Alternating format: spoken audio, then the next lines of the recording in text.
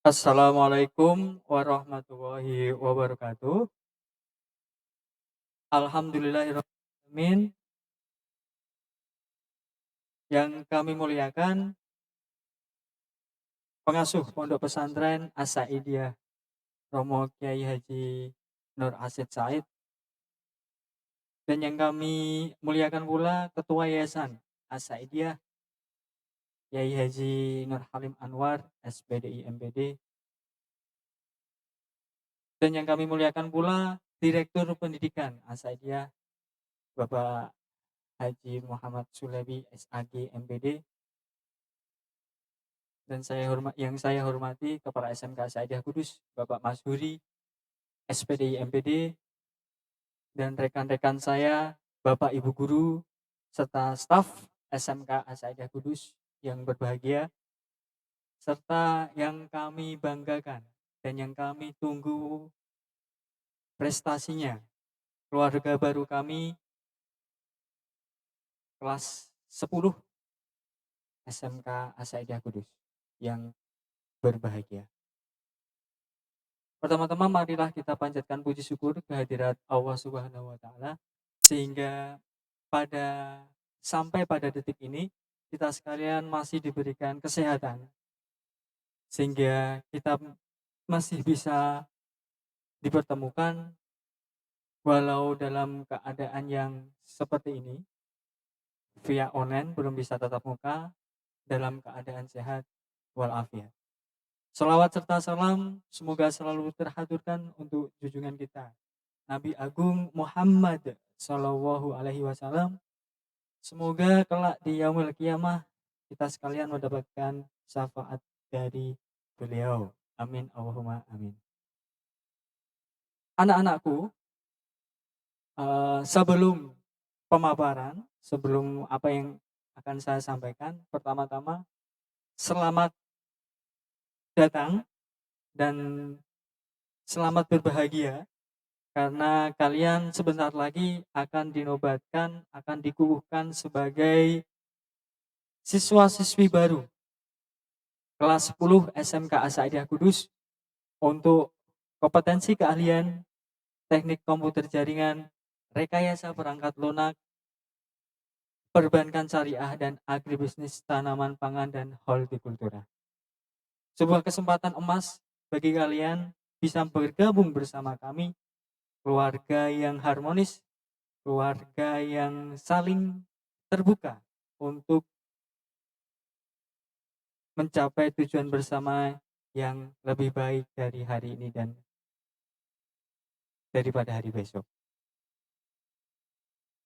Tercatat ada sebanyak 264 siswa-siswi baru yang terjaring dari beberapa SMP MTS yang ada di sekitaran Kudus, berhasil dan lolos setelah memasuki dan melaksanakan proses pendaftaran online, dan ada tes minat bakat dan ada tes intelligence. Dengan hasil tersebut, selamat kalian dinyatakan diterima. Pada kesempatan kali ini, saya berkesempatan untuk memberikan materi tentang yang berkaitan dengan agar kalian lebih tahu, lebih mengenal tentang sekolah SMK Saidiyah Kudus. Tapi pertama-tama perkenalkan dulu ya, saya. Ya, next selanjutnya, nama saya Wahyu Erwanto SPD, Sarjana Pendidikan. Kebetulan di SMK As-Saidiyah memang eh, baru kemarin diberikan amanat untuk menjadi wakil kesiswaan untuk beberapa periode yang akan datang. Jadi nanti anak-anak bisa bertemu saya langsung kalau mau, secara tatap muka langsung, seperti itu. Jadi nama saya Wahyu Erwanto, Sarjana Pendidikan, tempat tanggal lahir Kudus 26 Juli 1991, alamat banget RT 1 RW 3 Kaliwungu Kudus, instansi SMK Saidiyah Kudus. Aktivitas saya guru bahasa Inggris, konten kreator, dan teacherpreneur to be. Konten kreator di sini,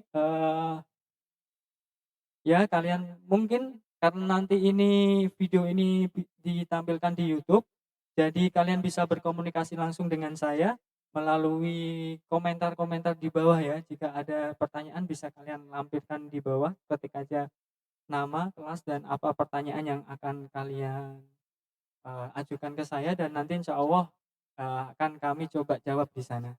Ya, content creator karena sekarang masanya adalah digital era, maka memang saya sendiri berusaha untuk mengikuti zaman ya anak-anak ya. Jadi content creator. Alhamdulillah juga punya YouTube dan nanti kita bisa collab kalau anak-anak punya ide-ide bagus untuk dikolaborasikan, mari kita kolaborasi bersama-sama. Dan teacherpreneur to be. Nah, teacherpreneur ini adalah teacher adalah guru, planner itu adalah berusaha. Harapannya selain menjadi guru, ke depan akan mempunyai usaha semacam itu. Jadi anak-anak semoga bisa menginspirasi anak-anak, jangan puas untuk hanya ada di satu posisi yang menurut kalian sudah aman. Ya, kalau kalian sudah merasa aman di satu posisi, harapannya kalian cari posisi di mana kalian kurang aman. Misal kalian sudah menjadi misal ya seperti Bapak sudah menjadi guru, pengen apa lagi nih untuk menambah kreativitas, untuk menambah penghasilan semacam itu ya. Jadi anak-anak jangan cukup puas hanya ada ahli pada satu kompetensi keahlian saja. Mungkin kalian anak RPL bisa ditambahkan untuk kalian bisa apa ya, disinkronkan dengan pertanian mungkin.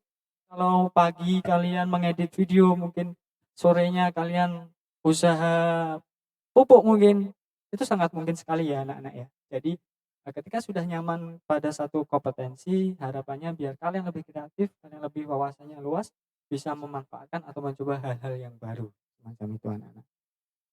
Oke, next. Oke. Menurut kalian, sekolah menyenangkan itu yang bagaimana? Ya, mengapa saya mengajukan pertanyaan ini? Karena kebetulan SMK kita adalah SMK COE, apa yang sudah disebutkan, dipaparkan oleh Bapak Kepala Sekolah bahwasanya tahun kemarin sekolah kita mendapatkan hibah anugerah untuk menjadi SMK COE. Di Kudus memang yang terpilih hanya 2, salah satunya adalah SMK kita patut bersyukur. Dan ciri khusus dari SMK Center of Excellence adalah atmosfer pembelajarannya. Atmosfer pembelajarannya, jika di paling depan, slide paling depan, coba kita lihat slide paling depan. Slide paling depan, coba kita lihat. Ya, di sana disebutkan gerakan sekolah menyenangkan. Nah, ciri khusus dari SMK COE adalah atmosfer pembelajarannya itu GSM.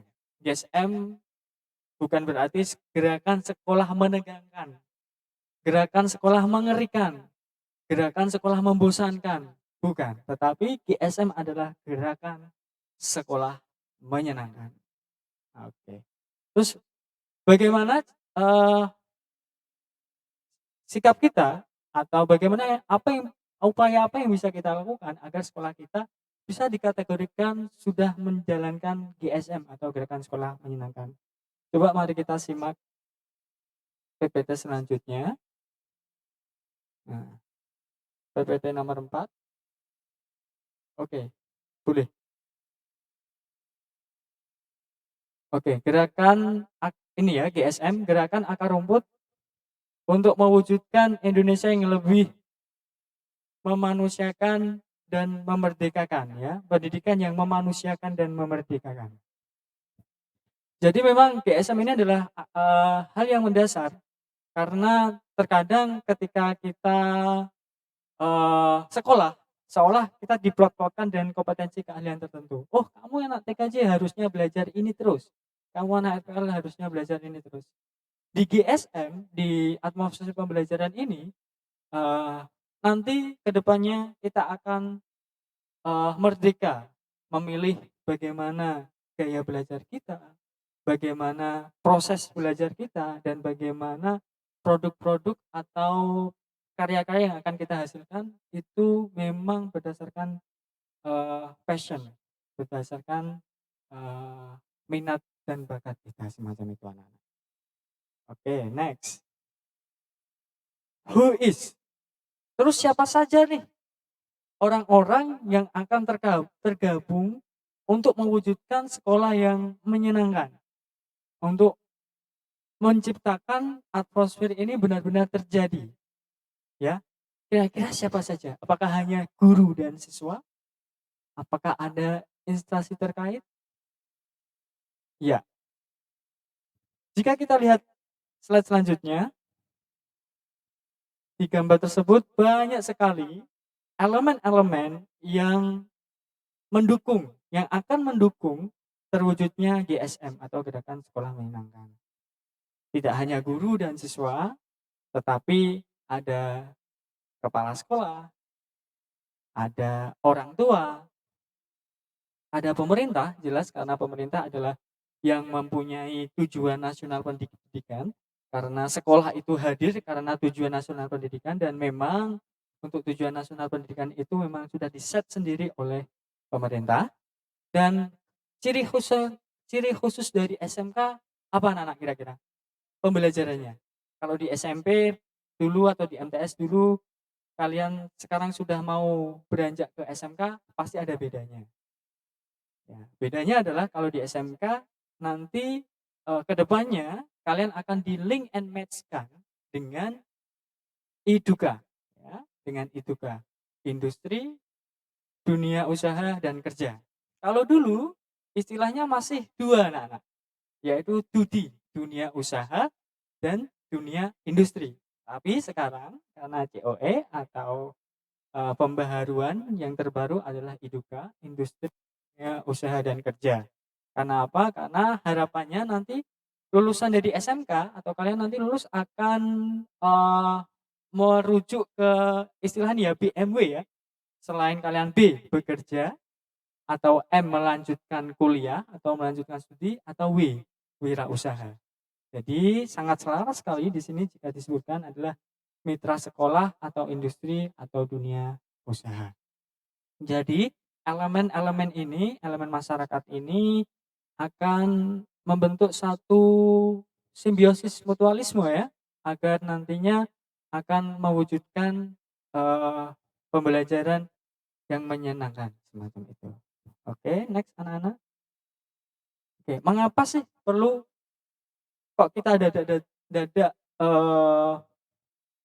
perlu menciptakan atmosfer semacam ini, Pak? Ya, di situ ada pertanyaannya why. Why? Mengapa? Ya. Alasannya adalah anak-anak, next selanjutnya. Ya, di masa sekarang kita ini sedang ada di mental illness atau ada di uncertainty, ketidakpastian, sama self identity problem. Jadi ada dua masalah besar yang sekarang dialami sama anak muda, yaitu ada ketidakpastian. Kita tidak tahu masa depan ini akan semacam apa, ya. 2 bulan ke depan kita tidak bisa menebak karena perubahan sekarang sangat pesat sekali. Itu satu. Yang kedua yaitu tentang self identity problem. Zaman sekarang anak-anak terutama yang masih muda, mereka tuh yang saya lihat ya, mereka gampang untuk terpengaruh, ya. Apalagi sekarang media sosial sangat marak sekali dan aplikasinya pun banyak. Dan yang paling trending, misal ada TikTok, ada Instagram dan YouTube, ketika ada satu topik yang trending, kita pun akan buru-buru untuk mengikuti trending tersebut. Gitu ya. Semacam ada video TikTok, ya. Video TikTok yang sebenarnya kalau kita buat video tersebut akan mengandung resiko yang sangat besar karena bisa membahayakan sendiri, seperti kayak itu ya, mengejar truk. Nah, mengejar truk terus, nah itu di TikTok, di Instagram sangat ramai sekali dan hanya untuk apa Nana? Hanya untuk viral ternyata. Nah, apabila hal demikian ada di diri kalian, karena diri kalian seperti itu, artinya self identity problem ada pada diri kalian. Artinya jati diri ini belum kalian temukan semacam itu. Ya, masih ngikut sana, masih ngikut sini. Itu ya Nana ya. Oke, next. Nah, ini problem sosial Nana ya. Oke. Ada yang mencoba drugs, narkoba, minum minuman keras, males belajar, ngapain sih belajar? Toh kalau lulus ya kayak palingan gitu-gitu aja gitu ya. Terus ini, tuh ada anak-anak SMP ya, tidak mematuhi peraturan, berboncengan 3 dan memakai motor ugal-ugalan, atau bahkan tawuran semacam itu. Ya, ini adalah problem-problem sosial anak muda zaman sekarang anak-anak.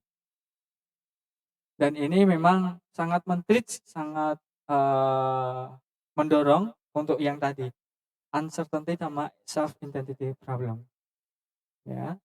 Lantas apa yang bisa kita lakukan? Nah, coba kita next ke slide selanjutnya. 2 slide selanjutnya. Ya, 2 next lagi. Next. Next. Ya. Ini ada salah satu ungkapan dalam bahasa Inggris yang disebutkan bahwa we live in a world where the future is unknown. Sama seperti yang Pak Wahyu sebutkan tadi bahwa kita sekarang ada di dunia di mana masa depan sangat tidak bisa kita tebak. Sangat bisa ditebak. Dulu sekali tahun 2010 gadget sangat apa ya, orang yang megang gadget atau orang yang megang HP itu wah, udah wah semacam itu. Orang yang megang laptop, wah ini orang canggih, ini orang kompeten semacam itu. Dan 10 tahun itu sepertinya waktu yang tidak begitu singkat, waktu yang sangat singkat, maaf, waktu yang sangat singkat, perubahan itu sangat terjadi sangat pesat sekali, ya. Sekarang gadget, anak kecil pun sudah bermain gadget. Laptop sekarang dengan harga yang terjangkau sudah bisa kita dapatkan laptop, ya. Jadi dengan melihat fenomena fenomena semacam ini, kira-kira kita siap nggak untuk menghadapi hal tersebut? Itulah tantangan untuk kalian ya anak-anakku. Nah ini contohnya, telepon bertransformasi ke smartphone, ya, yang telepon dulu semacam itu sekarang sudah berganti dengan smartphone. Next. Nah ini transformasi mobil yang dulu masih apa ya, modelnya masih seperti itu dan sekarang mungkin kalau anak-anak sekarang mungkin model NOS ya. Kalau ditancap dia langsung bisa berapa kilometer per jam gitu kecepatannya. Untuk transformasi mobil. Next. Nah, akibatnya ketika ada perubahan semacam itu semuanya kita akan tergantikan oleh robot anak-anak. Ya, akan tergantikan oleh robot. Ya. Agen travel, pegawai resto cepat saji, pegawai toko buku, kasir, teller bank, semuanya akan tergantikan oleh robot. Terus bagaimana dengan kita? Dengan siswa SMK yang nantinya akan ini mencari pekerjaan. Kalau semuanya sudah tergantikan dengan robot. Oke, next. Nah, ini fenomenanya juga semacam ini anak-anak. Munculnya jenis pekerjaan baru. 85 juta pekerjaan hilang, 97 juta pekerjaan tumbuh lambat akibat teknologi berubah cepat. Nah, makanya mulai dari sekarang anak-anak sudah seyogyanya kita mempersiapkan diri, ya, mempersiapkan diri untuk menghadapi tantangan tersebut. Kira-kira keahlian atau sikap apa saja yang perlu kita asah? Ada di 2 slide selanjutnya, silahkan. Next. Next lagi. Ya, ini anak-anak. Ada 4 skill yang harus kita kuasai agar tantangan tersebut terjawab. 4 skill itu apa? Yang pertama ada critical thinking, proses berpikir kreatif. Yang kedua, proses berpikir kritis. Yang kedua, creativity, berpikir kreatif. Yang ketiga, kolaboratif, bekerja sama dengan orang lain. Yang keempat adalah communication skills atau kemampuan komunikasi. Jadi keempat ini jika kita integrasi satu sama yang lain, percaya pasti nanti output atau pribadi kalian akan bisa menjawab tantangan tersebut. Susah, Pak. Tergantung kalian. Susah, sulit, rumit, semuanya tergantung kalian. Ya, jika mindset kalian sudah mengatakan sulit, alhasil motivasi kalian akan sangat rendah. Ya, apalagi untuk anak-anak sekolah, anak-anak yang masih belajar. Sebenarnya bukan untuk anak-anak yang belajar, tapi individu yang belajar. Karena sejatinya belajar itu dari apa, anak? Dari kita lahir sampai kita masuk ke liang lahat. Jadi individu yang belajar. Jadi kalau saya lebih suka untuk mengambil kata-kata itu lebih suka daripada anak yang belajar, itu lebih suka individu yang belajar. Ya, individu yang belajar. Berdasarkan pengalaman saya, belajar, orang mau belajar, ya, untuk menumbuhkan 4 skill ini, sebelumnya harus ada 2 hal yang kalian siapkan. Apa itu? Yaitu 1, curiosity dan repetition. Curiosity itu adalah rasa ingin tahu, anak-anak. Repetition adalah pengulangan. Coba kalian resapi. Kira-kira semisal ada kalian sedang main game, tiba-tiba listrik mati. Tiba-tiba lampu itu mati. Lampu rumah itu mati.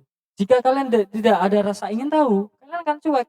Paling itu token listriknya habis. Paling karena ini udah pagi, mungkin tadi ibu yang mematikan lampu. Jika kalian tidak ada rasa ingin tahu untuk mengetahui penyebabnya, kalian tidak akan bergerak, ya kan? Kalian akan stuck di situ. Kalian cuek semacam itu. Dan itu tidak akan ada belajarnya, ya, tidak ada sikap untuk belajar. Jadi memang rasa ingin tahu harus kalian pertajam dan repetition. Ketika sudah mengetahui suatu hal, perlu untuk pelatihan, pengulangan dan latihan agar keterampilan kalian terasah. Jadi anak-anak perlu ditekankan, kalian mau belajar, ada rasa belajar itu bila ada curiosity sama repetition, rasa ingin tahu dan pengulangan atau praktek yang simultan semacam itu. Oke, sebenarnya 4 skill ini adalah 4 skill yang ada di abad 21. Sudah banyak sekali orang-orang di luar sana yang berbicara tentang 4 skill ini. Ada communication skill, kolaboratif, kreatif, sama critical thinking. Seperti itu, anak-anak. Next. Nah, sekarang munculnya pertanyaan, bagaimana potret hasil belajar pendidikan dasar hingga pendidikan tinggi yang menjadi bekal SDM kita? Sekarang kita lihat apa yang ada di sekitar kita. Pertanyaannya saya, apakah dengan sistem pendidikan yang sudah kalian rasakan, sudah bisa menjawab untuk tantangan tadi, anak-anak? Ya, ada yang jawab, pasti jawabannya ini.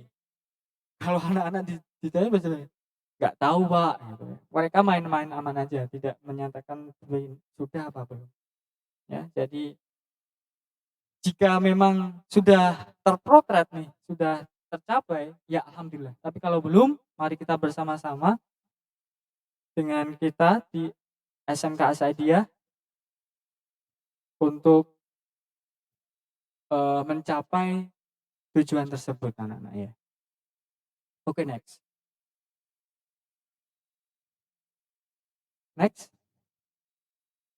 Oke, inilah karena kalian SMK, patut untuk kita paparkan lulusan pendidikan vokasi atau SMK dikeluhkan pengguna tenaga kerja. Ini sesuatu yang kami temukan di lapangan, bahwasanya lulusan-lulusan SMK itu umumnya kurang tahan menghadapi tekanan dalam dunia kerja. kurang dapat bekerja sama dalam sebuah tim, kurang inisiatif dan mudah bosan, dan kurang berkomunikasi lisan dengan tulisan baik. Nah, sebenarnya 4 ini tuh ada yang tadi anak-anak, ya. Kalau kurang dapat bekerja sama itu berarti dia tidak kolaboratif seperti 4 skill tadi ya. Terus kurang dapat berkomunikasi itu adalah komunikatif ya, jadi keahlian untuk berkomunikasi. Jadi kita perlu ini pernyataan di masa sekarang ya. Ini, pengguna tenaga kerja mengucapkan semacam ini anak-anak. Maka dari itu perlu untuk kita agar hal-hal yang semacam ini atau pertanyaan-pertanyaan ini tidak terulang lagi. Ya, dengan apa? Dengan kita bersama-sama, dengan kita memperkuat 4 skill kita tadi, agar nantinya anak-anak menjadi lulusan yang bisa diandalkan oleh kita semua. Semacam itu, ya. Intinya dari pemaparan Pak Wahyu pada kesempatan kali ini adalah tolong tumbuhkan semangat belajar, ya, tumbuhkan semangat belajar walaupun dalam kegiatan online, "Pak, sekarang online, Pak, sekarang" iya, kami tahu motivasi kalian untuk belajar pasti akan turun, tetapi mohon untuk perkuat pondasi kalian, karena ilmu itu untuk diri kalian sendiri, bukan untuk kami, bukan untuk siapa, tapi untuk diri kalian sendiri. Ya, mohon sekali untuk diperkuat motivasi belajar kalian, mengikuti proses pembelajaran yang memang sekarang daring. Eee, Semoga tantangan ini menjadi sebuah peluang untuk kalian, menjadi pribadi yang lebih baik, pribadi yang mantap, pribadi yang tangguh dalam menghadapi era-era semacam ini yang, sangat tidak kita harapkan ya, tidak kita ketahui sebelumnya. Seperti itu anak-anak. Jadi apa yang Pak Wahyu sampaikan, memang mohon untuk kalian tingkatkan lagi motivasi belajarnya, itu. Di next terakhir, slide terakhir, paling terakhir, oke. Nah, oke, ada Abraham ini nih, Albert Einstein, ya. Oke ini, "Creativity is intelligence for having fun." Jadi, ketika kita seperti ini, eee jangan anggap santai, maksudnya gini, jangan anggap santai, kreativitas itu adalah sebuah intelijen yang dia dapat berdasarkan sesuatu hal yang menyenangkan atau hal yang, eee, tidak melulu ini ya anak-anak ya, tidak melulu stuck pada ketentuan tersebut. Jadi kita perlu untuk out of the box istilahnya ya, kita perlu untuk out of the box, kita perlu inovasi baru agar kreativitas kita jalan, semacam itu. Oke, langsung saja ke next selanjutnya, slide terakhir. Nah, di gerakan sekolah menyenangkan kita ada tagline, yaitu yang insya Allah nanti bisa menggugah semangat kalian, ada berubah, berbagi, dan kolaborasi anak-anak. Berubah, berbagi, dan kolaborasi. Itu adalah, tagline gerakan sekolah menyenangkannya kita. Ya, jadi nanti jika ketemu Bapak Ibu atau dimanapun berada, gerakan sekolah menyenangkan, berubah, berbagi, kolaborasi. Ya, jadi berubah, ada gerakannya juga berubah, berbagi, dan kolaborasi. Itu, eee, ya nanti mungkin dari ini setelah selesai kalian bisa absen di kolom komentar dengan menyebutkan nama, kelas, dan kira-kira inti apa catatan singkat dari apa yang saya sampaikan itu apa, bisa, ketik komentar di bawah. Itu sekian yang bisa saya sampaikan. Semoga bermanfaat, dan bisa menginspirasi kalian dan bisa membuka wawasan baru untuk dapat lebih maju ke depannya. Sekian dari saya, tetap semangat dan, wassalamualaikum warahmatullahi wabarakatuh.